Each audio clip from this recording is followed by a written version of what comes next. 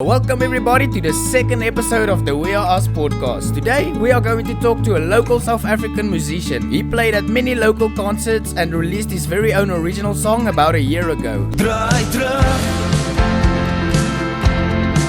Draai terug. So sê die Vader, ek sal die land genees. Please welcome Jono from Jono&Co. Well, Jono, thanks for pitching up. Thanks for being here, actually, eh? Cool, man. Thanks. It's always a pleasure. Yeah, well, you are first guest today, first guest for the show. Okay. So I feel like there's a bunch of pressure on your side. Yeah. We're just passing it on to you. Yes, dude. Yeah, no. It is like that. Nah, it's always a pleasure to be here. For everyone that don't know, Jono is a musician. Yeah. He's been in the game quite a while now. Eh? Yeah, it's going 14 years. 14 years. Hey. Well, you have more patience than I do. Yeah. No, music is a patience game. You're not going to have patience. You're not going to get anywhere. I can tell you that much. Yeah. You even had to learn Afrikaans. Yeah, so clearly. Well, I have to say your Afrikaans songs are the best received. Strangely enough, it was actually a little bit, I won't say easier. It came more easier writing Afrikaans than what it was English. So I wrote in English and then I just turned it over into Afrikaans. Oh, okay. Oh, Yeah. I would think writing English is like easier because there's not a lot of Afrikaans word that rhymes easily. Yeah, I would say so, but I mean, if you write in English and then change over to Afrikaans, the wording just falls much easier. Oh, if I can say it like that. Oh, okay. Just Yeah. flows in better. Yeah, and it flows in much better. That's- Much better. So you're speaking like that. I haven't heard one of your original songs. I got Draai Terug, which we released about a year ago with the band Jono&Co. As William is in the band, and then Marcus my brother, and then William's my cousin. So we started the band together. We released Draai Terug. It got quite a little bit of exposure also on there. It's played on a couple of radio stations. It's on Spotify, iTunes, SoundCloud, YouTube, Google Play, all your music outlets. So yeah. And I released it basically, Draai Terug, Jono&Co. It's basically about, there's so much drought and problems going on in South Africa. And to make a song that actually means something towards someone and you can relate to, and also just bring unity in South Africa. That was basically the whole point of it. And also just to say, like, to the people, to point out, like, our actions can bring us back to our foundations we were supposed to be. Initially, that's what the song is about. Okay. No, it's really interesting because now that you mentioned it, Draai Terug, it seems like I must have heard it before. Okay. But that's the only song. How many songs have you released now? Look, with previous bands, State Society, I think we've done 2 albums. I was there with the full first album. We've got songs like Love to Feel, It's a Beautiful Day. Yes, there's a lot of songs, Rock and Roll, Be My Baby. There's a lot of songs online also that you can go check. With State Society, we went quite far. Also, I was there with Clifford Barnard, Mashan Pretorius, Pietri Burger. We've done quite a big couple of shows with Francis and Coke, Foko Politica, Jack Barrow, Just Ginger, Ganza Ballet. We toured a lot. We went over to Mozambique also, which was pretty cool. So we toured. We were together about 4.5, 5 years, and then each band member basically found they wanted a different route eventually. Yeah. But I think if it wasn't for that, the band would have been much, much further also because they had big talent. They were playing major festivals, Oppie Poppy, Pinky Fierce, all your big festivals also. But I mean, it's a learning curve. Everything you do in life, you take it head on. You grab the bull by the horns. If you're not going to take your adventure or take that chance, you're never going to know what you're going to get out of it at the end of the day in any case. Yeah, well, that's If you true. never risk it, then you're never gonna know if you would have accomplished it or not. So. This is the thing, and I mean, even in your daily life, your daily decisions you make, it's all a risk factor. I mean, not even a year ago, I left my job, which I was working for, with absolutely nothing in my name. And I said, this is not me, I can't do it. So I left it, I established a business for myself, and a year later, I'm not regretting it, not for one moment. And in a similar sense, music is sort of the same, but it's not like a normal job. Music demands too much, especially from South Africans. And people don't understand how much musicians actually put into it. They don't understand the traveling that's involved with it, the stress that comes on with the industry, the demand that comes on. So I can write a song now which is a one-hit wonder. Then you have to have the capability of writing the next one-hit wonder. So if it's easy to write one song which goes viral, but write 3, 4, 5, 10 songs which goes viral, and then also to have the money to back it up is a different story. And then, I mean, you get to some venues, they say they're going to pay you and they do this, and then you end up walking out with nothing almost. And I mean, that's the kind of industry most musicians are in at this moment. Well, in it's, South Africa. yeah, it's Yeah, interesting yeah. that you mentioned in South Africa specifically. So you have a different insight into the music scene in South Africa. Yeah, it's Maybe enlighten us a bit. No, I would say if you go anywhere else in the world, music, you are seen according to your talent, not according to how much money you can give, which is in South Africa, which is a total different thing. People see you for your talent. They definitely do see you for your talent, but it's not all about your talent. You can have all the talent in this world in South Africa, but unless someone that actually has money that spotted you and can finance you to get to the point where you're supposed to get, you're not going to get there.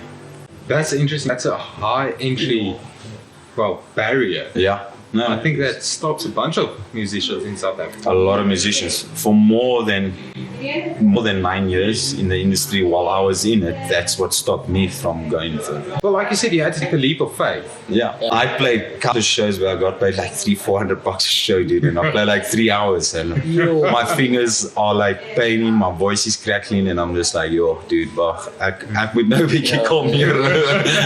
Ek moet nou bietjie kom hier. So now I started focusing a little bit more on bigger shows.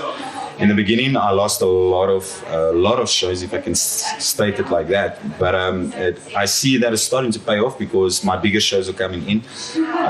I'm mainly just doing basically big shows, and I see it starting to work because the more exposure you get on your biggest shows, the better. I mean, this upcoming weekend that's coming up, I'm playing with the Campbells. I've got the 3rd of July, I've got Steve Hoffmay, which is coming up. I've got Leonie May, which is coming up. I've got Brendan Paper, which is still coming up. So these are all shows. And you know, it's also, even at this time, I'm playing all these big shows, but I don't get paid a lot. And for me, it's not about the money. It's about letting people hear what I do as an individual. And yeah, sometimes maybe I go a little bit overboard on my shows and I have a couple of drinks. But I mean, I'm there to create a fun time for you. Yeah. You understand? I mean, once I've made it, yeah, maybe it's a different story. I can act like a famous person, but even if I'm a little bit famous, it's cool. I don't want fame to determine who I am as an individual. At the end of the day, it's not about that. It's about, I've been writing songs since I was 10 years old, and all those songs are still stuck. I've never got it out, and I want people to hear what it's about. Okay. And if it makes me, it makes me. If it doesn't, it doesn't. At least I tried and I got it out there. Yeah, you got what you had out there. Yeah. Well, that's scary in itself, eh? Yeah, man. Putting yourself out there, like, I feel for people who write, whether it's poetry or songs or scripts, doesn't matter. Putting your writing out there for people to see is very intimidating. It opens you up. You don't know what criticism you're going to get out of it. Yeah, good It's or the bad. same like when I released Right Terug, and not to be racial barrier up or anything or make it seem like it's a racial thing. It's not a racial thing. But obviously, I didn't know how other religions in South Africa are going to react towards what I have sung in that song. Are they going to take it negatively, or are they going to actually put it two together to say, look, yeah, this is not about a race barrier, but this is about a situation which all South Africans are facing. Especially with Right Terug. I mean, we've seen with a bunch of songs from a bunch of artists that it does have an impact. Yes. Socially, it has an impact. Culturally, it has an impact. Yes. Well, I mean, if you take Untitled, for instance, just as an example, how is he not persecuted, basically, and the judgment on his songs when he released it? How much negative influence came from that? Because remember, he was releasing music at a time where pop Afrikaans and rock Afrikaans wasn't the in thing. So all Afrikaners was like, jy moenie na daai Satan goeders luister nie. It's but different. And he people- actually revolutionized the way people saw Afrikaans rock itself.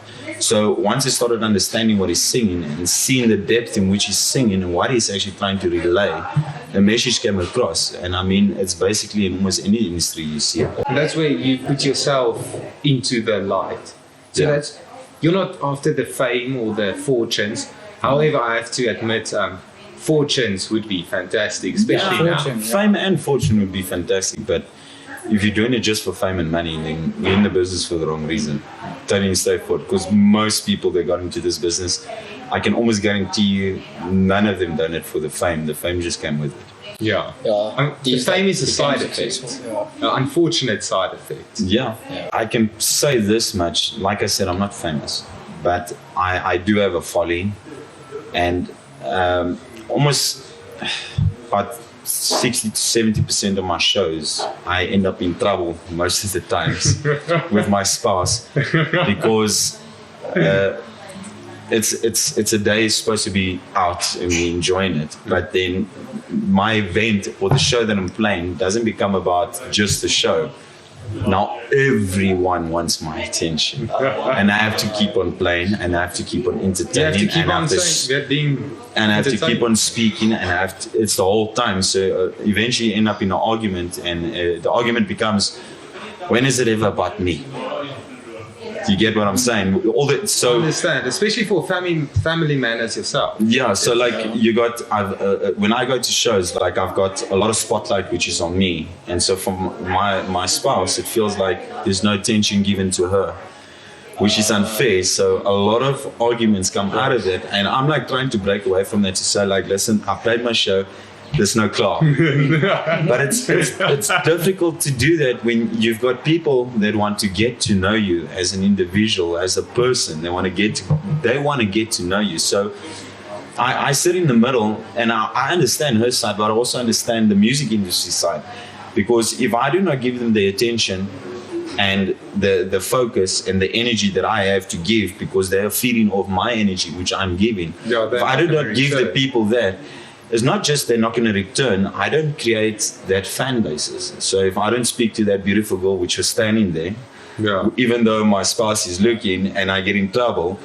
that's a potential client. That's a potential person I could have in the future Yeah, that supports you. that supports buys me and come tickets. checks my shows and buys tickets and stuff like that, you understand? Yeah. So I think for a lot of your famous people, why they don't stay after the shows and why they don't mingle is just because there's too much attention on them, and people, every single person that's walking past them wants to talk to them. Yeah. I'm not famous, I'm already getting there. So that's bad. It's like you'll do a show and then everyone just wants to talk or just give you Get it? great show, bro. I played Amos shows for Andre from Vicky Bosch. You can go check them out. Also, I've got a lot of my shows coming up there also. So like after the show, you get a table of maybe, not a table, like a whole group of maybe like 80, 100 people come stand there, and then I entertain. And it goes until like 11, 12 o'clock at night. Jan, you can't say no. No, I can't say no. can't say no because Even- they sing so loud I can't even hear myself playing guitar. It's like, But that sounds like a bunch of fun nights. yeah, it is. It can But get fun, but also it can get like tiring. yeah, Yes, yeah. it gets to a point where like it's just sometimes it's a little bit much. I can think. I do have a question for you. Yeah. So, seeing as you're in this industry for so long as you were and Yeah. are, and now after you took that leap of faith and you're going head on into the industry, being a singer, doing events Yes. and hosting them, well, not hosting them, but Yeah. coordinating them. What is one thing that you have learned along the way that you wish you knew from the beginning, from the get-go? Okay. Oh, that's a good question. From the get go. Yeah. When I just started.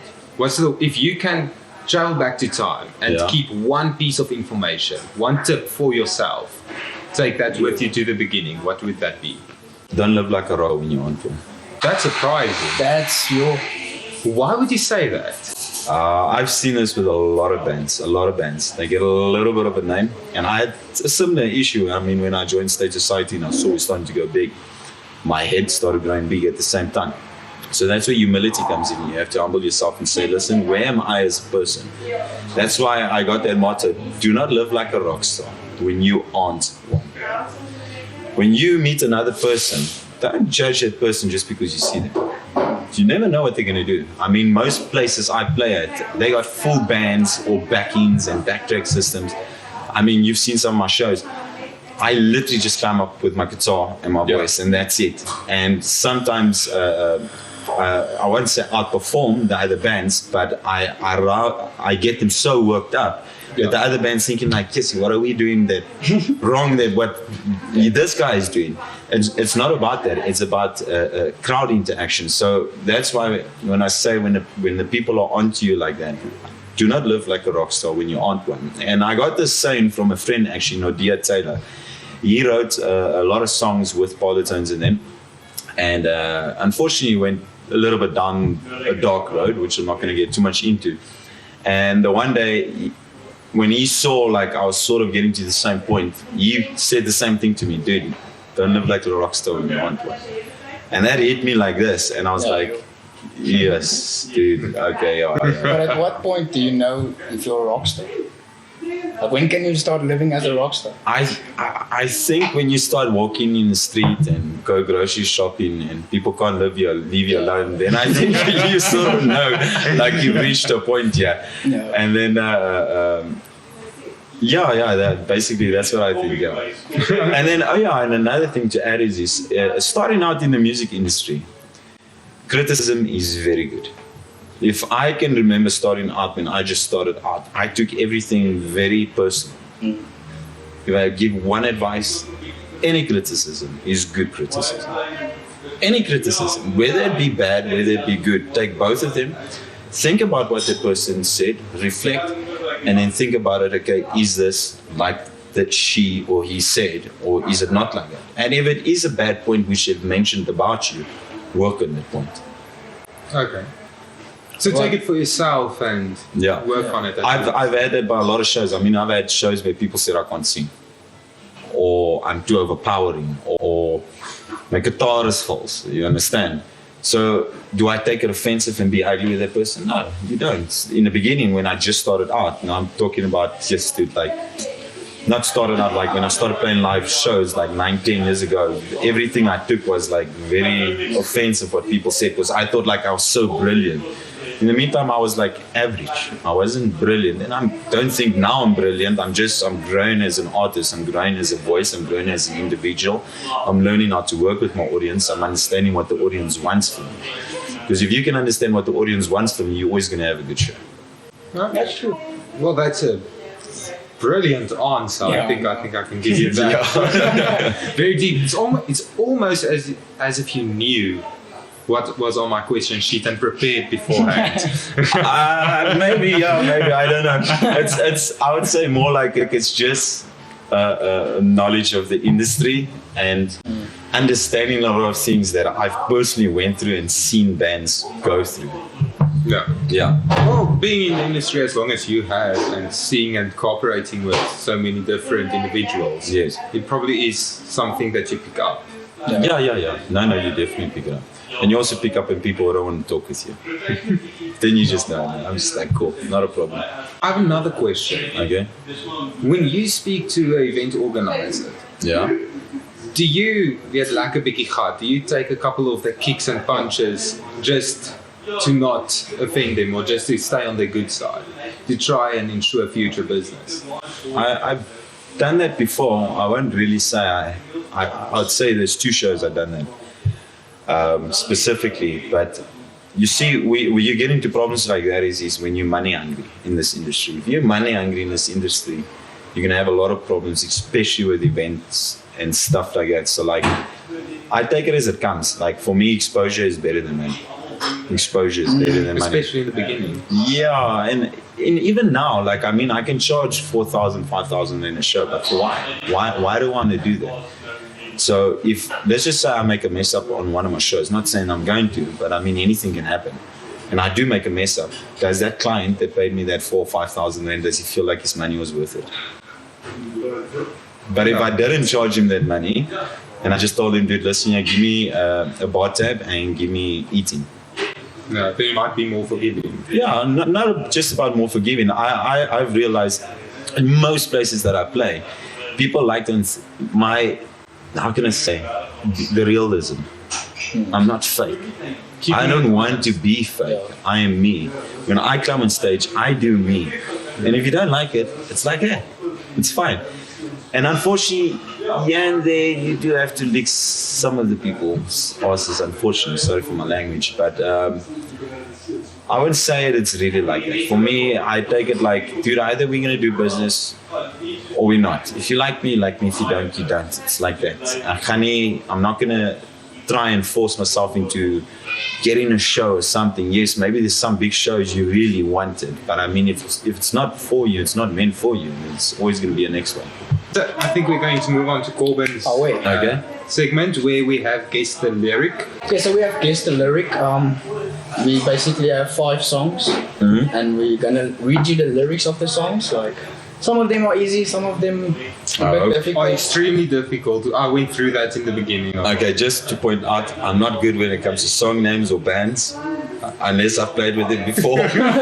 But when I hear the song, I know it. But okay, cool, we can try. I don't think you played with any of these bands before. Okay. So the first one, I'm not gonna sing it, I'm just gonna say the lyrics. Okay. Switch my whip, came back in black. I'm starting saying, rest in peace to Scott. Close that door, we blowing smoke. Is it Old Town Road? No. No. But it's similar to that genre of music. Sorta. Nah. I don't know. Okay. Post Malone's Rockstar. Okay, yes. But don't ask me where he got those lyrics because I don't recognize those lyrics. I searched the song and I found the lyrics that's the most that no one knows. But some of them, like this next one, I'm sure you'll get. It's a cool one. Hello, can you hear me? I'm in California dreaming about who we used to be when we were younger and free. I'm gonna tell you now, is it? Is that? Is you hello? Yeah. Is it me you're looking for?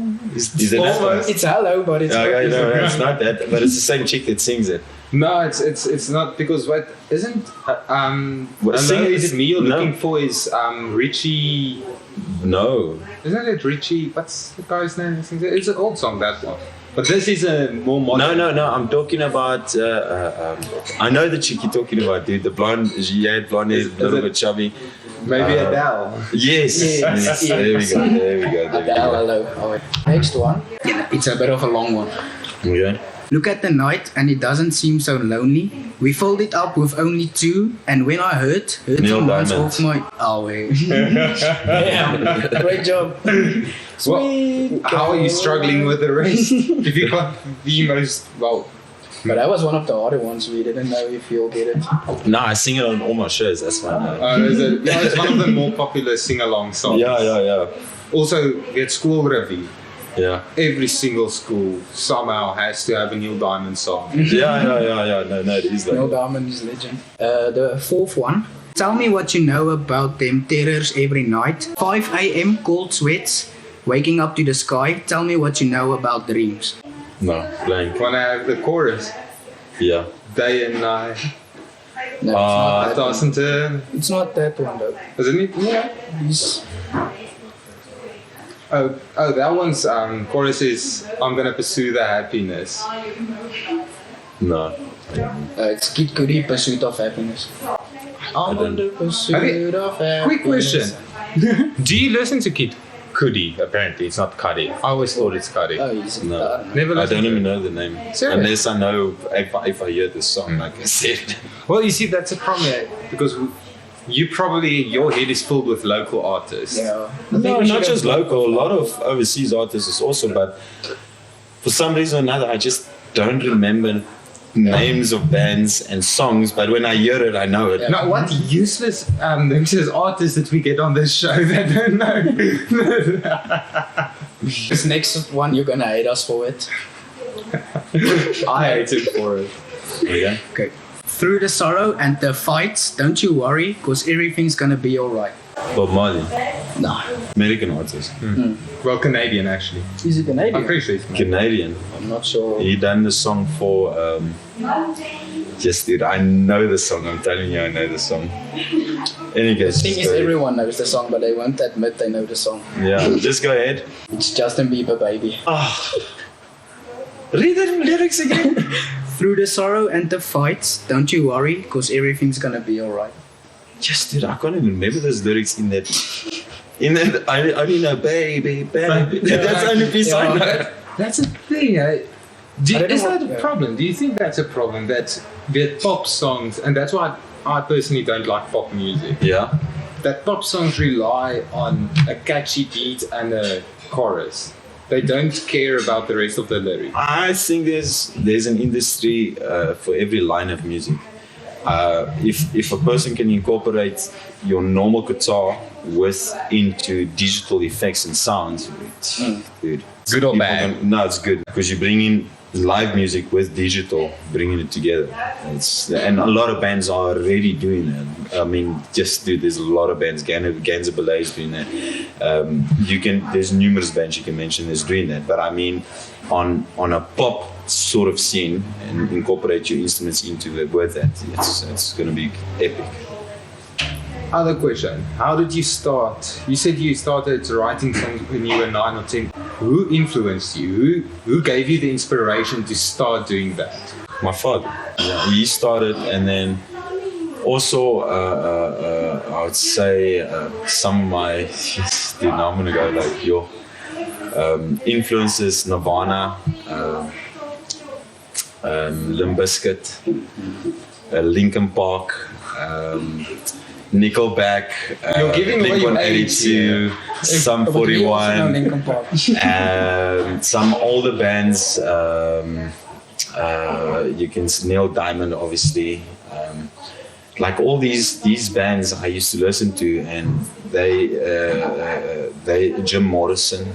That's like, oh, dude, he sings the Riders on the Storm. Yeah. Like I love the way that I heard the music was so authentic and original. So music from that time and this time has changed so drastically. It's so much different. I mean, authenticity in your music it's so much lacking for it, because there's so much digital fillings and stuff that people put inside of it. Like you can't even tell the difference between a CD and if this person is actually playing it.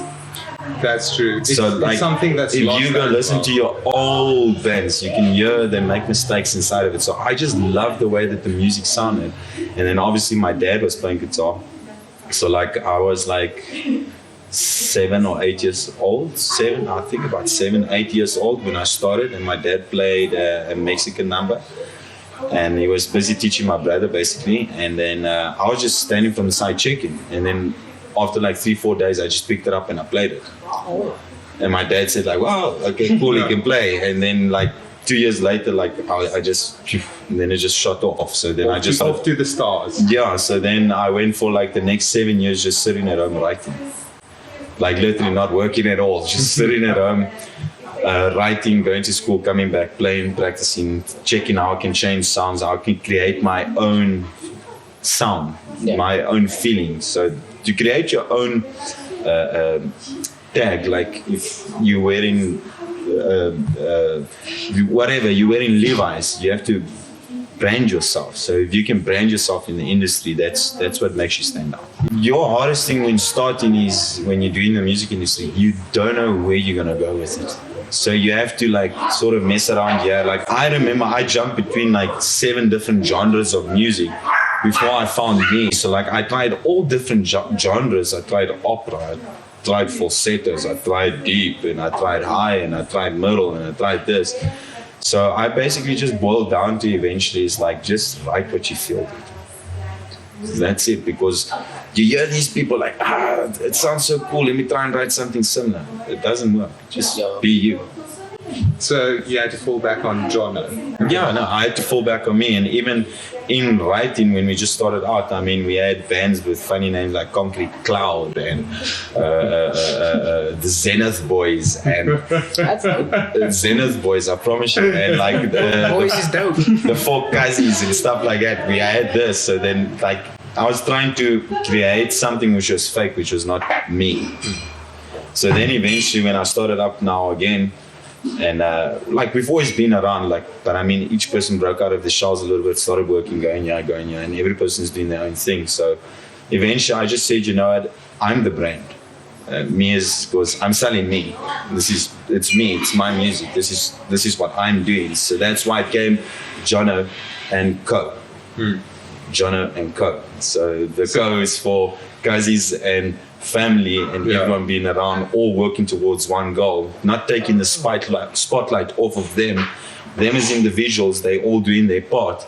But I mean, at the end of the day, when the band gets famous, people don't really remember the bassist or the drummer. They remember the front man. Yeah. Basically, if you can look at it, like Franz and Coke and them, they've been so long in the industry. I mean, you get Jed and James and all of these people. So they've been so long. So like they sort of, the fame went over onto them also at the end of the day.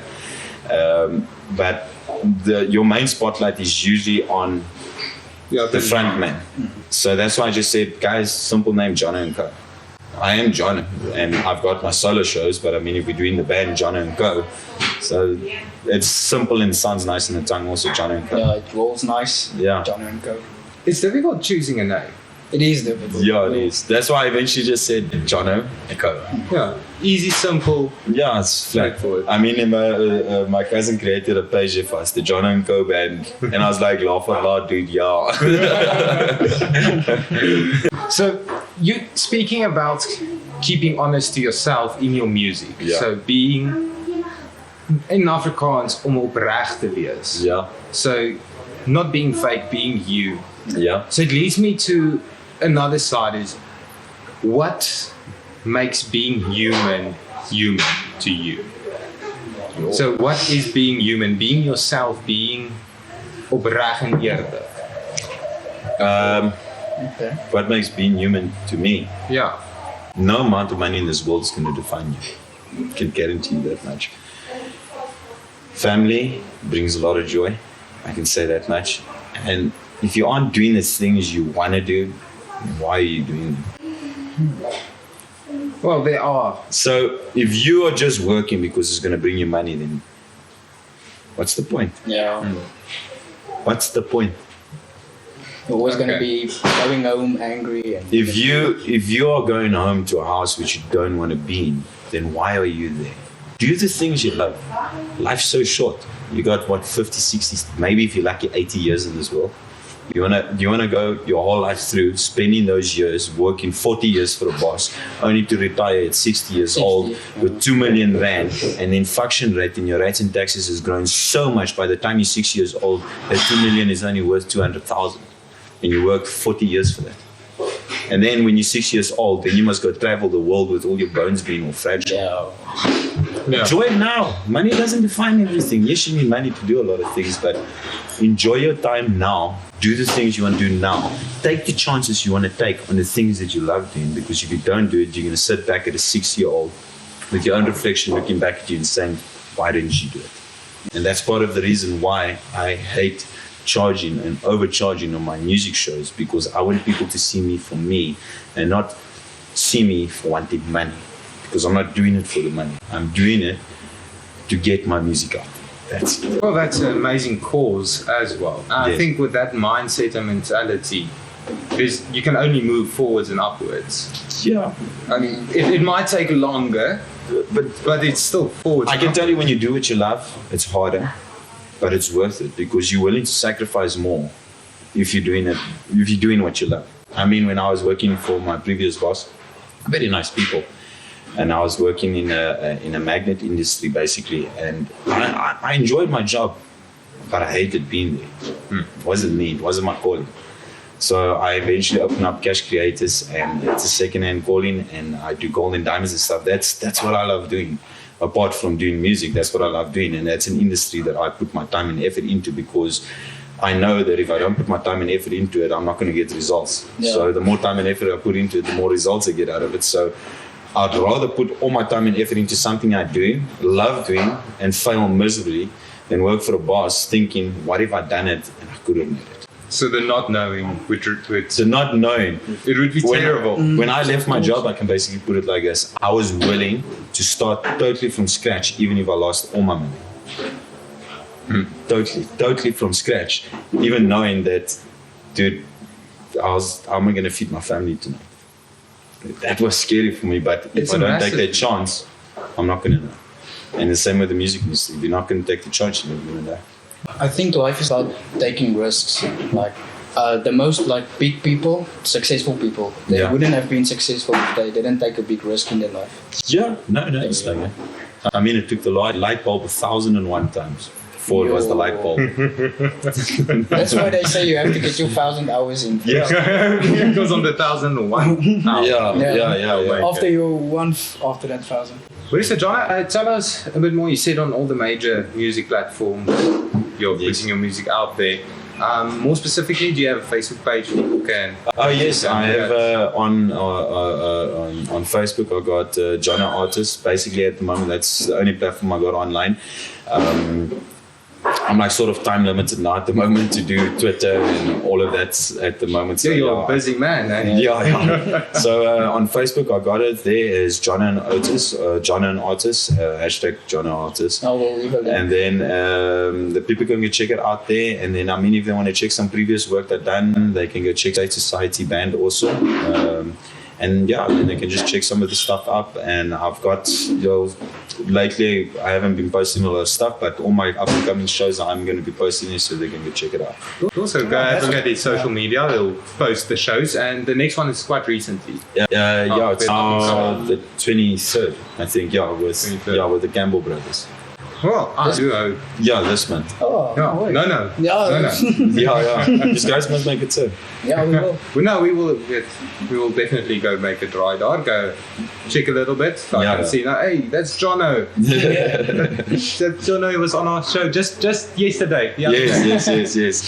Then I can walk around like, hey, I know that guy. So there you have it. Jono, thank you very, very, very much for your time. I enjoyed it. Appreciate it. Really to talk to you. I think you get not just a bunch of tips on music and the industry, but life lessons as well. A lot of life lessons. I think being in such a hard and difficult industry pushes you to better insights. Yes. We're very fortunate. Insights other people don't necessarily see. Yes. Do you have any parting questions?